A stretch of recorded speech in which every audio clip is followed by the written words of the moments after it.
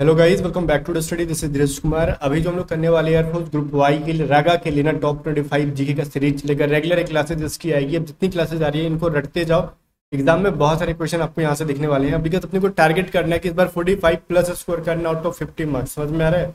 इसलिए आपको हर एक चीज़ पे बहुत बढ़िया से फोकस करना पड़ेगा, चाहे वो रागा हो चाहे इंग्लिश हो। रागा का मैथ, जीके, रीजनिंग, किसी को भी कुछ छोड़ना नहीं है। बढ़िया से एकदम पढ़ते जाना है। और इसलिए मैं एक चीज़ बता रहा हूँ, इसकी जो क्लास की पीडीएफ होगी, ये तो फ्री होगी ना जो यूट्यूब पे करा रहा हूँ, इसको मैं टेलीग्राम पे रेगुलर बेसिस पे अपलोड करते जाऊंगा। तो आप टेलीग्राम चैनल को ज्वाइन कर लेना। टेलीग्राम चैनल का लिंक डिस्क्रिप्शन में। टेलीग्राम पे आप लिखोगे @A to Z स्टडी, तो आपको मिल जाएगा। 12-13 हज़ार बच्चे हैं, उसको ज्वाइन कर लेना। और साथ ही साथ पेड पीडीएफ भी हमारी कुछ है। वोकैबलरी के लिए हमने इसको 500 की पीडीएफ जो थी ना, उसमें 700 वोकैब ऐड कर दिए हैं। ठीक है, ये सारी चीज़ें चेंज हो गई हैं।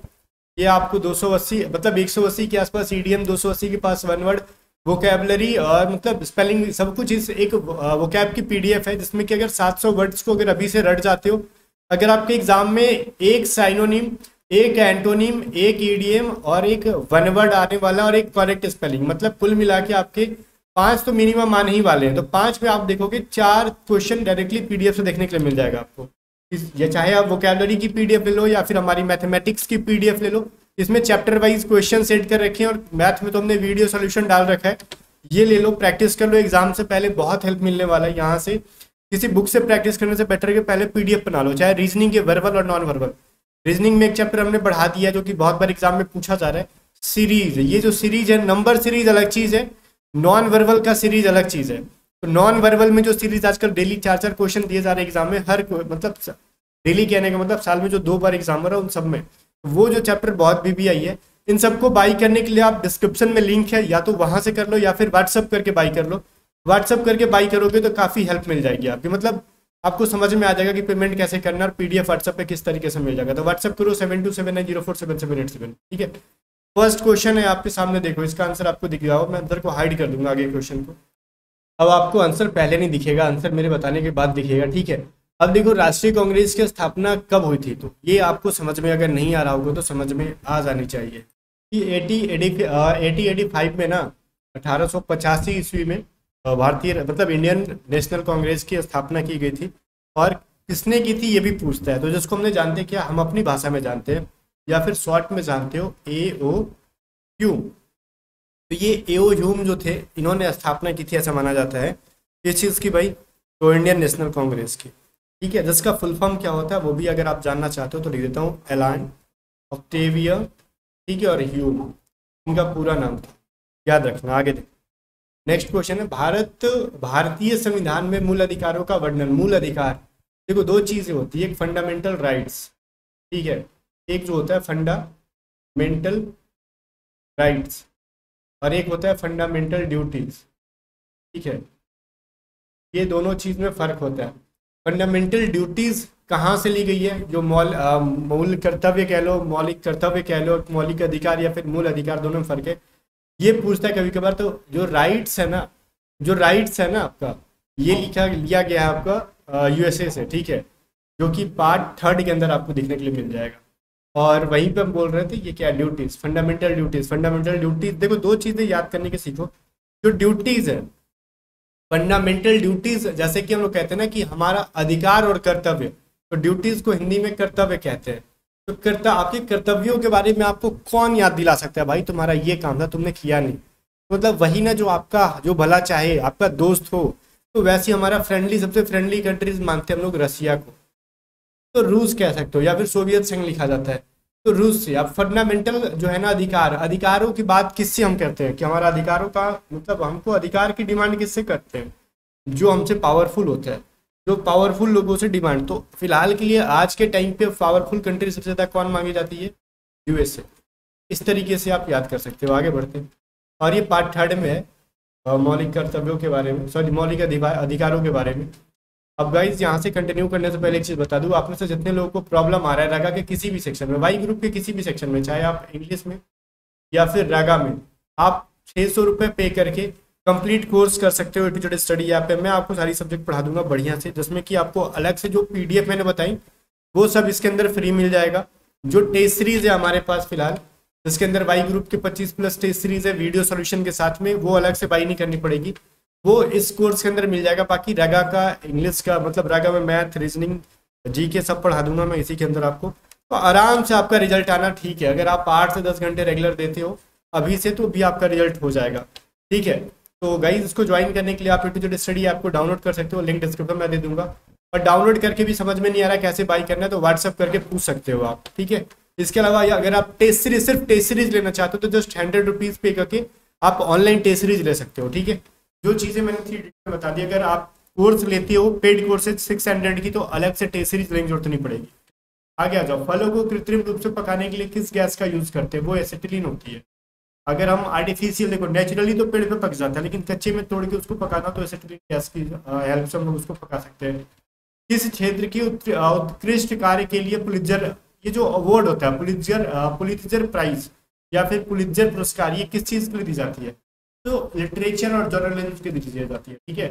लिटरेचर और जर्नलिज्म के लिए दी जाती है कौन सी अवार्ड? तो पुलित्जर अवार्ड। ये चीज़ आप याद रखोगे, जिसको हिंदी में साहित्य और पत्रकारिता कहा जाता है। अगला कह रहे हैं कंप्यूटर डेटा की सबसे छोटी इकाई क्या होती है? तो लोग बीट और बाइट दोनों में बड़ा कंफ्यूज रहते हैं कि सबसे छोटा कौन है, बीट है कि बाइट है। इन दोनों में थोड़ा सा मैं आपको फर्क समझा देना चाहता हूँ। यहाँ पर मैं एक चीज़ लिखता हूँ, खुद समझ में आ जाएगा आपको। देखो ये जो 1 बाइट होता है ना, वो होता है 8 बिट्स। कहने का मतलब एक बीट, अकेला एक बीट किसके बराबर है? 8 बाइट्स के बराबर है। अगर मैं बोलता हूँ ना कि मतलब मान लो 1 मैन आर्मी, एक हमारा इंडियन आर्मी जो है, एक इंडियन आर्मी है अदर कंट्रीज के 10 आर्मीज के बराबर है मान लेते हैं, ठीक है।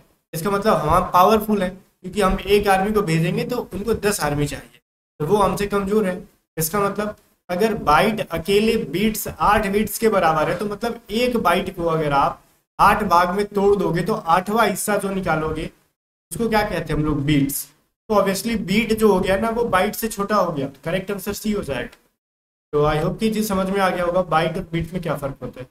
ये कभी कभार पूछ लेता है एक बाइट बराबर बताओ कितना बीट होगा, कहोगे 8 हो जाता है, 8 बीट हो जाता है। आगे देखो भारत की सबसे लंबी सुरंग जवाहर टनल जो है वो किस स्टेट में है? जम्मू कश्मीर के अंदर है। अगर आपको नहीं पता हो तो याद हो जाना चाहिए। चंद्र ग्रहण तब होता है जब, अब ये जो ल्यूनर इलिप्स जो होता है ना वो कब होता है? कभी सूर्य ग्रहण होता है, कभी चंद्र ग्रहण होता है। बहुत लोग कंफ्यूज रहते हैं कब क्या होता है, तो इसमें कंफ्यूज ना हो। देखो जब भी चंद्र ग्रहण ल्यूनर इलिप्स कहेगा आपसे इलिप्स, तो देखो चंद्रमा हमको दिखाई नहीं देगी, मून हमको दिखाई नहीं देगा, हमारे अर्थ से मून दिखाई नहीं देगा। क्यों? क्योंकि बीच में सन आ जाएगा, ठीक है। सन क्या करेगा? मून को ढक के रख लेगा जहां पे हम हैं।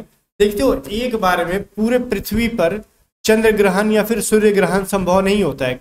कहीं एक जगह सूर्य ग्रहण है किसी अर्थ पे तो दुनिया के सारे लोग सूर्य ग्रहण को नहीं देख पाते हैं, बिकॉज पृथ्वी गोल है तो चारों तरफ लोग रहते हैं। तो किसी एक साइड में ही सूर्य ग्रहण लग सकता है, एक साइड में ही चंद्र ग्रहण। तो मान लो कि अगर चंद्र ग्रहण यहाँ लगा तो इस साइड के लोग तो चंद्र ग्रहण देख पा रहे हैं, लेकिन इधर कोई फर्क नहीं पड़ रहा है चंद्र ग्रहण का। बात समझ में आ रहा है? तो वही बीच में अगर सूर्य आ जाएंगे अपने, तो फिर चंद्रमा दिखाई नहीं देगी। तो फिर क्या होगा? चंद्रमा पे ग्रहण लग गया, चंद्रमा दिख नहीं रहे। और सूर्य ग्रहण तब होता है जब सूर्य जो है और अर्थ के बीच में मून आ जाएगा, मून आके ढक लेगा सूर्य भगवान को। इधर के जो पृथ्वी के निवासी हैं उनको सूर्य देवता नजर नहीं आएंगे, जो कि आज है, ठीक है। कुछ जगहों पे 20 अप्रैल को सूर्य ग्रहण लग रहा है। तो ये चंद्र ग्रहण कब होगा? जब सूर्य और पृथ्वी के बीच में, सॉरी कहाँ गया, पृथ्वी और चंद्रमा के बीच में नहीं, सूर्य और पृथ्वी के बीच में जो है ना चंद्रमा आएगा। नहीं, चंद्रमा जब आ जाएगा तो फिर चंद्र ग्रहण नहीं, उसको सूर्य ग्रहण कहते हैं। तो इसमें क्या होना चाहिए ना, चंद्र ग्रहण तब होगा ना जब सूर्य बीच में आ जाएगा। तो कहाँ पर लिखा हुआ है कि सूर्य बीच में आ जाए? तो पृथ्वी और चंद्रमा के बीच में सूर्य आ जाता है। ऑप्शन नंबर डी होना चाहिए। तो यहाँ पे ऑप्शन में थोड़ा सा गलती किया हुआ है, इसमें डी ही होगा। पढ़ने में इतना बड़ा बड़ा है ना कि माथा सनकता है। डी कर दिया मैंने इसका सही आंसर। बिकॉज चंद्र ग्रहण क्यों कहते हैं कि चंद्रमा दिखाई ना दे? चंद्रमा कब नहीं दिखाई देगा? जब पृथ्वी और चंद्रमा के बीच में आ जाएगा सूर्य, ठीक है। तो यही चीज हो जाएगा, करेक्ट आंसर डी हो जाएगा। अगला देखो, इंसुलिन की कमी से कौन सी बीमारी होती है? तो इंसुलिन की कमी से डायबिटीज या फिर हिंदी में मधुमेह या फिर अपनी भाषा में शुगर नाम का एक बीमारी जो होता है वो होता है। ऑप्शन नंबर बी इसका सही आंसर है। ओके, इंसुलिन, ठीक है, यहाँ पे ना होना चाहिए था, इंसुलिन की कमी से। आगे देखते हैं, इंडिया विंस फ्रीडम, ये जो बुक है इंडिया विंस फ्रीडम किसने लिखा था? कभी कभार बुक के बारे में पूछा तो मौलाना आजाद ने लिखा था।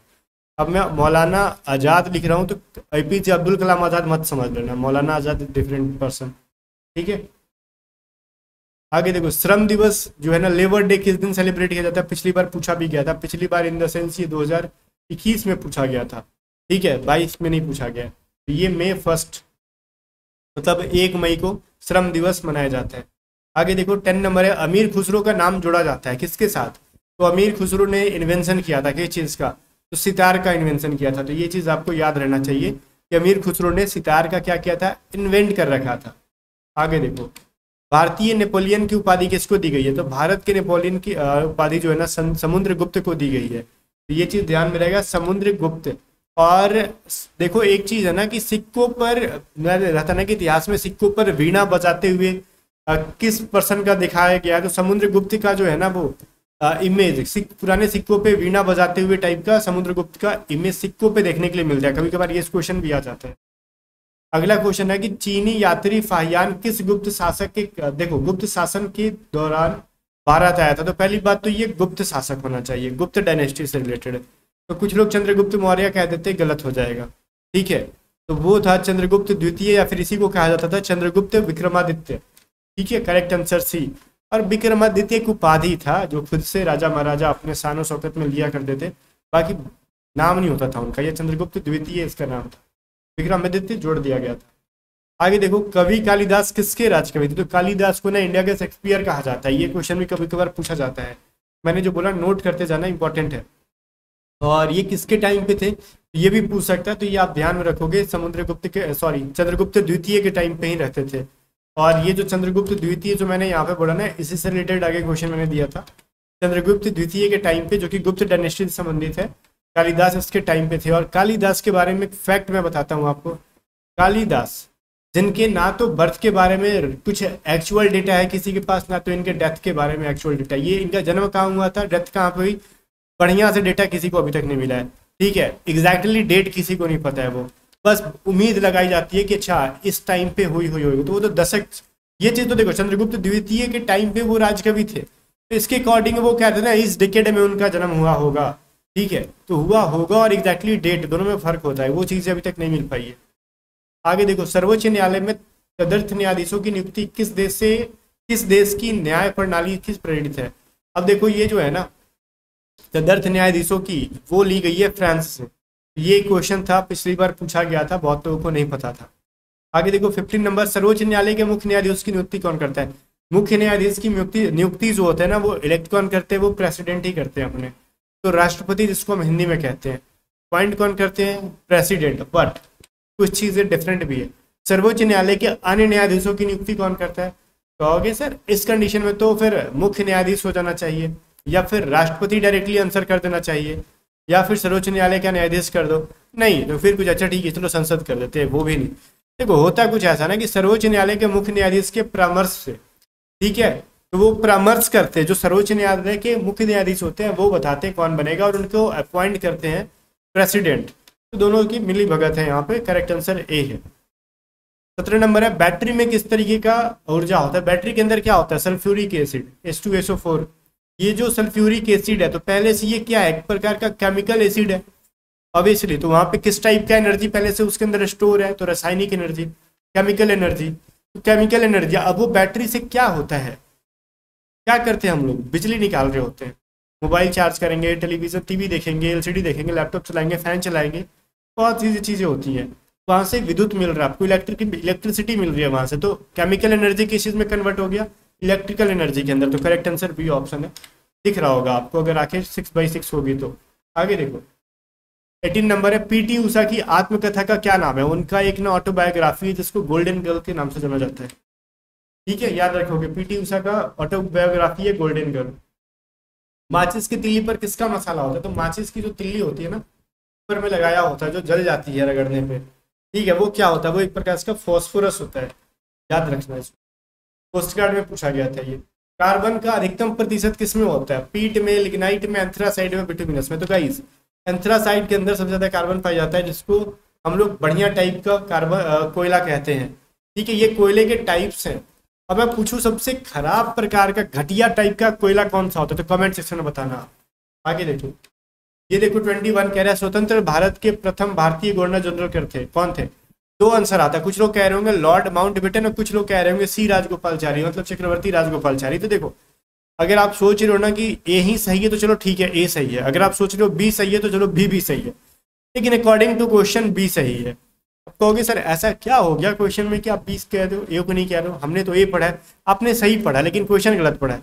मैंने पूछा स्वतंत्र भारत के प्रथम भारतीय गवर्नर जनरल कौन होने चाहिए, who was the first Indian governor general of independent India, मतलब वो इंडियन होने चाहिए। जब भारत आजाद हुआ ना तो उस टाइम जो गवर्नर थे वो लॉर्ड माउंटबेटन थे, तो वो तो मतलब इंडिपेंडेंट इंडिया के फर्स्ट गवर्नर जनरल थे, लेकिन वो इंडियन नहीं थे। बात समझ में आ रहा है? वो ब्रिटिश था।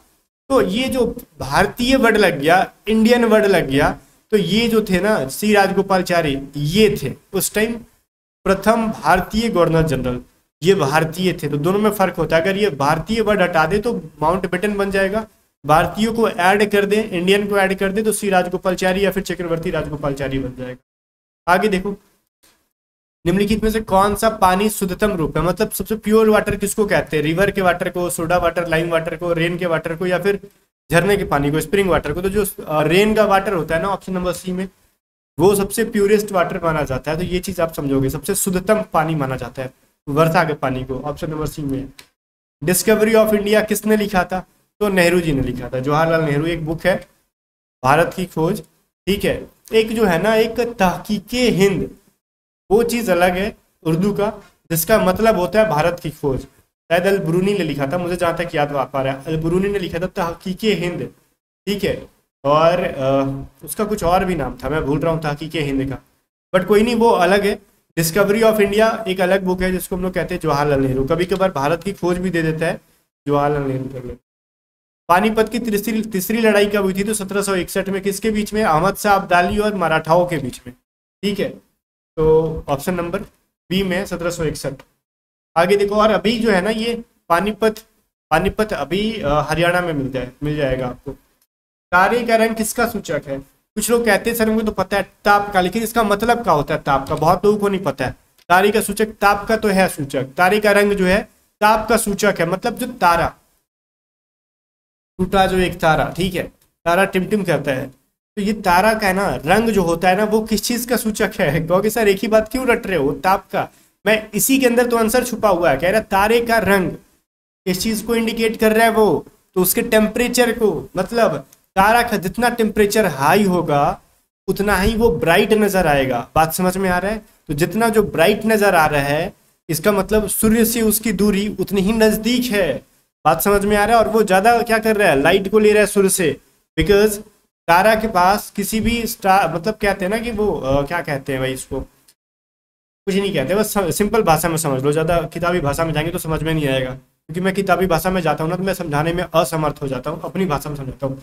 सिंपली समझो, कोई भी स्टार तो वैसे होता है ना, चमकेगा तो उसका टेम्परेचर जितना ज़्यादा होगा ना उतनी ही क्या समझ लेना है कि वो उतना चमकीला होगा। तो वही तारे का रंग किसका सूचक है? तारा रंग कैसे पता चल रहा है? तो उसके टेम्परेचर से पता चल पा रहा है। क्लियर है ना? कुछ तारे लाल दिखते हैं, कुछ पीले दिखते हैं, तो सब उसके टेम्परेचर पे डिपेंड करता है। बस 25 क्वेश्चन खत्म। आई होप कि मैं डिटेल में जाके समझाया हूँ आपको। बाकी सारे पीडीएफ्स का लिंक डिस्क्रिप्शन में या फिर व्हाट्सएप करके बाई कर लो। पेड कोर्सेज आपको बाई करनी है तो कर लो, ऐप का लिंक डिस्क्रिप्शन में। बट गाइज इस बार तैयारी करो जान लगा के। मिलते हैं नेक्स्ट वीडियो में, तब तक बाय बाय। वीडियो को लाइक करके शेयर कर देना। पीडीएफ टेलीग्राम चैनल पे अपलोड कर दी जाएगी फटाक से।